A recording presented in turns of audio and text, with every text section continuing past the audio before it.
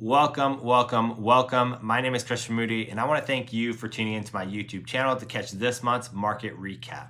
Now, we're going to look at Temecula, California, and how we fared over last month. And then we're also going to look back in historical data points to see where we've kind of come from and where we are heading. Now, I know not all of you are going to be super interested in what is going on specifically in Temecula, California, but with that being said, I promise you, you're still going to get a ton of value out of this video because you're going to be able to take my perspective as well as the information that I provide around these data points and apply that to the market updates that you're getting for your specific area. But with that being said, if there's ever a moment in time where you are not understanding what's going on in your market or you need a little bit more clarity behind some of the data points, please leave a comment, message me, email me, whatever you need to do, get a hold of me, and I will be happy to work with you to deep dive your market. That way we can figure out what's going on. That way you're always making the best decisions when it comes to buying, selling, or investing in real estate. But before we jump into it, I know for some of us, this is the first time we're meeting. So my name is Kristopher Moody. I'm 35 years old. I'm a local real estate professional and investor out of Temecula, California, where I've lived a total of 11 years. I've been doing real estate since 2016, and I primarily do real estate from the Inland Empire all the way down to North County, San Diego. I not only look at the local markets because I do feel that real estate is very localized in terms of making the best decisions. You got to have local knowledge. But in regards to real estate, I look at it from a macro perspective as well. So I keep a pulse on everything that's going on in regards to real estate finance. That way we can kind of see where trends are going across the US and the globe and how that could potentially affect our local markets. So if that being said, if you have any questions regarding real estate investing, please let me know. Again, I'm just here to support you, provide my perspective, and give you value. That way, when you're making a decision to either buy, sell, or invest in real estate, you're making the best possible decision. So without further ado, let's jump into it. The first thing we're going to talk about for our market recap this month is pricing. Now, pricing is extremely important regardless of what kind of market you're in. If you're in an upturn market or a downturn market, pricing is one of those KPIs that you really want to follow closely and really understand what's going on because it can tell you a lot about what is going on in the market. Now, there's two types of pricing that you typically hear about when you think about real estate pricing or prices in real estate. That's going to be median home prices as well as average home prices. So how I use those two metrics to kind of tell me what's going on is with the median home price, that usually tells me where people are shopping. That's where we have a density of buyers. And with the average home price, that typically paints a picture of what I should expect to pay to get into a market. Now in Temecula, our median home price is $675,000. And our average home price is $771,000. So that means we have a concentration of buying activity happening or occurring around that $675,000 price point. And then we also have our average home price, which is $771,000. So if you're buying a single family home in Temecula, California, you should expect to pay somewhere around $771,000. So you might be thinking, well, where does this pricing put us in relation to where we were, right? So if we think back to December of 2021, we are actually really closely aligned to what pricing was around then for both the median and the average home price. Now, what happened after December 2021? Well, as we got into the new year for 2022 in the spring, we saw a 10% increase in home prices, actually a 9.5 increase. So we are down off the highs about 9.5%. which is phenomenal for the market because now it's kind of restabilizing at a normal level of growth, which basically is leading into our price stability that I've mentioned we've had over the last 3 months. So let's get into a little bit more about what price stability means and how we can measure it.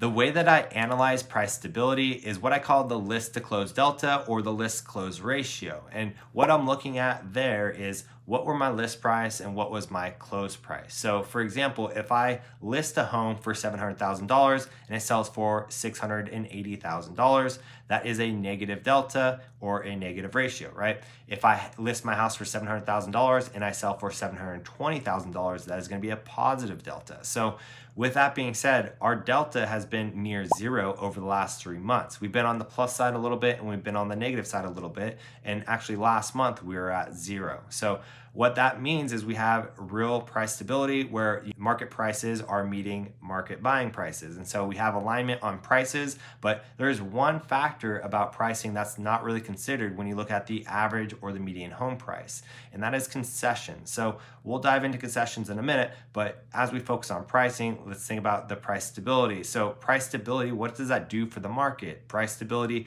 really helps build confidence for buyers and sellers. And so if I'm a buyer and I see prices going all over the board, whether it's up or down, I get real hesitant to get into the market because I'm uncertain about the price I'm going to pay for a house, as well as where the price is going to go after I buy that house, right? So obviously if you're going nowhere but up and you only have positive indicators, that might be a great time to buy, but that's not the case right now, right? We have price variability going up and down, and it's typically following the pattern of interest rates because interest rates impacts the affordability index. So you see prices fluctuating based on interest rates going up and down.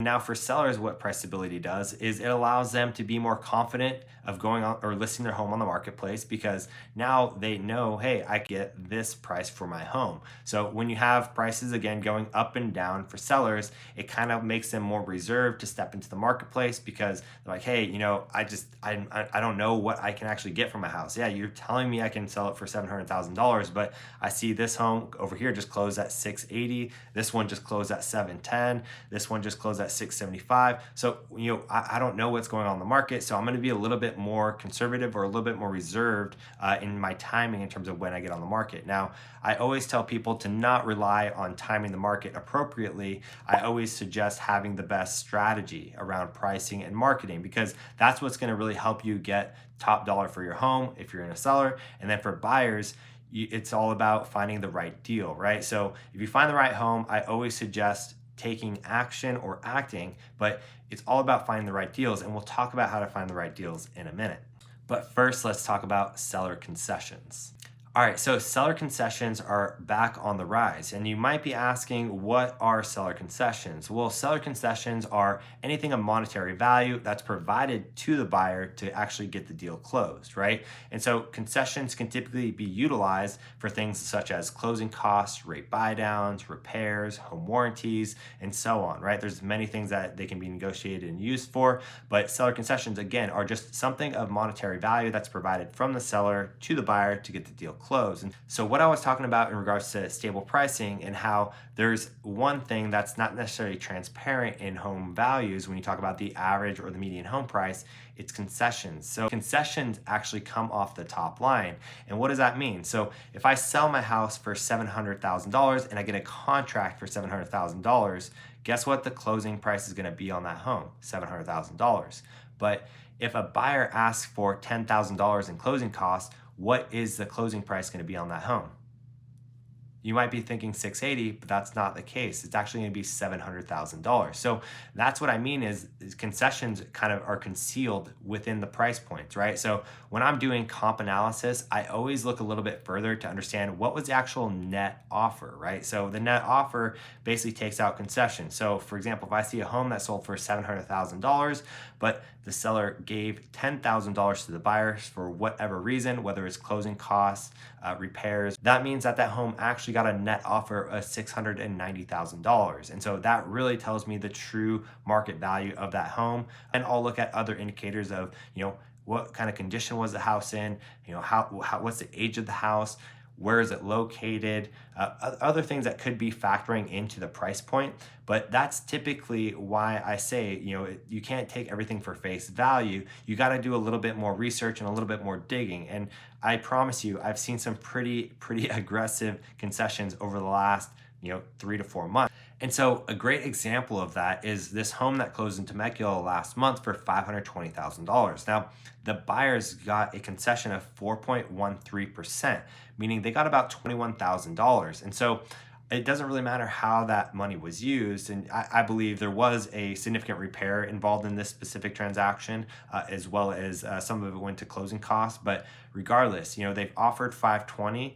they got a $21,000 credit, which means their net offer was $499,000. So that really kind of skews the perspective a little bit in regards to pricing. Now, concessions are back on the rise, and I do think that concessions are here to stay, and we'll get into why. But let's talk about concessions and kind of where they relate in terms of where they were. So if we look back to January, when we're at our all-time lows for market activity for the most part, concessions were at 62.5%, which means that 62.5% of closings all use a concession to actually get the deal done, right? We kind of creeped out of that a little bit by going down, and we actually hit about 44%, but now we're back up to 51%. So 51% of home closings last month utilize concessions to actually get the deal closed. Now let's talk about days on market. Now, when we think about days on market, we're looking at the median days on market as well as the average days on market. And these two metrics closely align to what we just talked about in regards to pricing. It shows us where or what is moving, right? So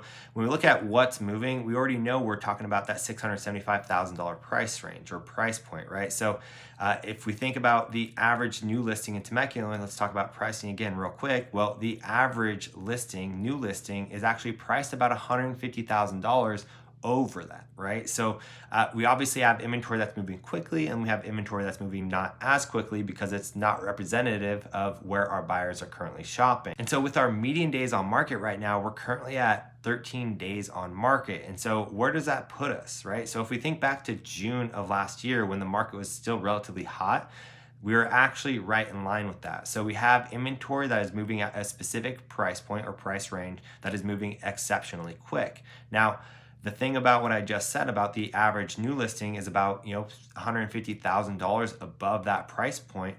What happens with that inventory? Well, that inventory tends to sit on the market a little bit longer because we don't have as many buyers shopping in that price range. What's going to happen, and why do I think concessions are going to stay, right? So when we have homes that are sitting on the market for 71 days, that's over 3x what the median is. And I always suggest if you ever see a home that's on the market for 3x the median, I always suggest going in with a very aggressive offer because you're most likely going to get most of what you asked for. And so buyers, take that information and run with it, right? So if you ever see a home that it's been on the market and those days on market exceed 3x the median for that market, I would highly suggest, again, making a very aggressive offer because you're probably going to get exactly what you want. Obviously, there'll be negotiations going on, but you're going to have more leveraging power in that transaction. And so that's where I usually suggest shopping at first, just because there's going to be less competition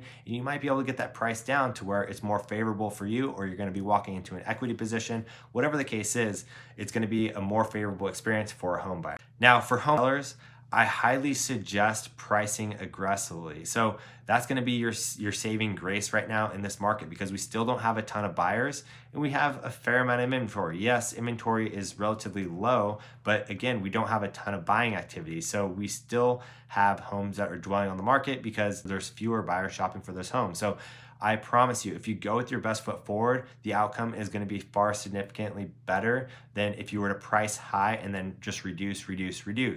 If you reduce over time, you're ultimately going to probably end up getting less for your home than if you came out with a very strong price right at the gate. So food for thought there. If you have any questions on that, just hit me up. We can talk about it. But that is my suggestion for this current market that we're in. So next, let's talk about pending and closed sales for the month of April. Closed sales dropped about 11.2% last month, and pending sales dropped almost 25%. Now, this is pretty significant because we haven't seen as few as 85 pending sales in Temecula since before I can even tell you. I looked back past 2008 and I could not find a month where we saw 85 or less sales. And so what is this showing us? Again, this is basically feeding right into what I've been preaching, right? We are getting into our natural cycle. So we are starting to see a little bit more homes hit the market, but we're not seeing more buyers get into the marketplace. And so what is going to happen as we kind of see time go on? Well, we're going to see more negotiating opportunities. And I've reiterated this several times, but our valley is fairly well insulated from price subjectivity to change, right? And what I mean by that is you have highly influential markets that surround us. You have San Diego, Orange County, and LA, right? Where the price points are extremely strong, right? You're talking 1 million plus on most single family homes. So when people come to our area, they already think they're getting a discount, right? So they're already getting a discount on home, or maybe their dollar is going a little bit further and you're getting more for that $1 million that you're going to spend out in LA, Orange County, or San Diego. So with that being said, our home prices out here in Temecula and the Valley are fairly insulated from these huge variations of going up and down. So I do think we'll continue to see price stability, but what I do think we are going to continue to see, like I had mentioned, is more negotiations going on. You're going to see more seller concessions. So like I said, there's deals that can be made today, but there will be more deals in the future. And kind of how I brought this to light before is think about, when you shop, say in season, right? When you shop in season, I'll call it the holiday season as an in season, right?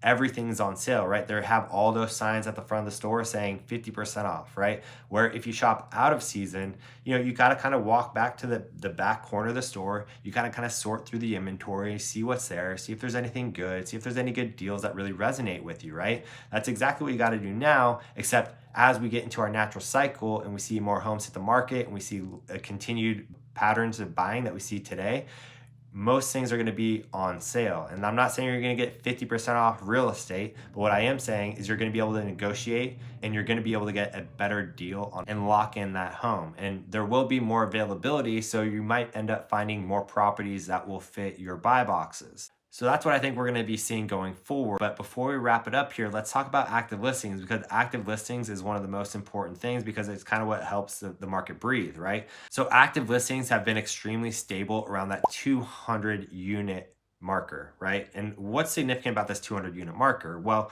one, we've been sitting close to this marker for the last 6 months. So that's really interesting. So even as we get into our natural cycle, we're still sitting around 200 homes. So we actually had 180 homes for sale last month in April. And today we currently have 148. So you can see those variations or those swings, right? So we have more going into contract, we have more closes happening, and we have people withdrawing or we have people expiring, right? So all those are things that can factor into the active inventory. But that 200 unit marker has been very consistent over the last 6 months, and we haven't really seen it tick up because anytime we see interest rates drop a little bit, we get a little bit of a pickup in buying. Anytime we see interest rates creep up a little bit, we see a little bit less buying, right? So right now we're kind of going through these little volatile cycles to where we see peaks and valleys, peaks and valleys, peaks and valleys. And I think that's going to be pretty consistent throughout the rest of this year. I don't think we're going to get a huge swing in home buyers hitting the market because we're going to continue to see rate volatility through the rest of the year. And I don't think we're going to see under 5% anytime soon. Once we do get under that 5% mark, I do think that we will have an influx of buyers. But as you have probably heard before, you typically want to be acting when others aren't, because those are when the best deals are to be made. And so for home sellers and for home buyers, you kind of have an equal opportunity right now. Home buyers, you have an equal opportunity to find a home at the right price or negotiate the right deal. And home sellers, there's not a lot of sellers. So guess what? You have an opportunity to get maximum value for your home. So that's why it's a unique situation right now where we have low inventory, low buying activity, and it just kind of works out for everybody in their favor. So I'm not saying this is going to be the best time for you to buy a home or the best time for you to sell your home. Obviously, you have other circumstances or other things to consider before making those types of decisions. But I am saying that right now is a prime time for both buyers and sellers because there's not a lot of activity on either side of the market. And so for active inventory, again, that 180 active listings puts us at about 6.4 weeks of inventory, which again takes us back to what we were looking at back in July of last year. And so inventory levels have been fairly stable at that point, even through the end of last year. I think we did bump up just a little bit at the end of the year when things really slowed down. But in my opinion, you got to factor out some of the seasonality to really see where our consistent trends lie. And so we have been tracking around that 6.5 weeks of inventory for a fairly long time now. And again, where I think we're going to be seeing is we're going to see a little bit of volatility, right? So we're going to see peaks and valleys from buyers and sellers. And then we're also going to see more concessions offered by sellers to get deals closed for homes that fall outside of the range where people are shopping. And so That is all for this market recap. I thank you guys for joining me. I hope you got a lot from this. And again, we are looking at February over March and kind of how that compares. We're talking about really what we look like right now and kind of what we're expecting to see moving forward. But if there's any questions that you guys have about this or anything regarding real estate, if you have someone that's looking to buy, sell, or invest in real estate and they need any more information, please feel forward to share this video with them or send them my contact details. I'd be happy to have a conversation with them and talk about the opportunities that are there in real estate. So again, thank you, and have a blessed day. And always keep smiling.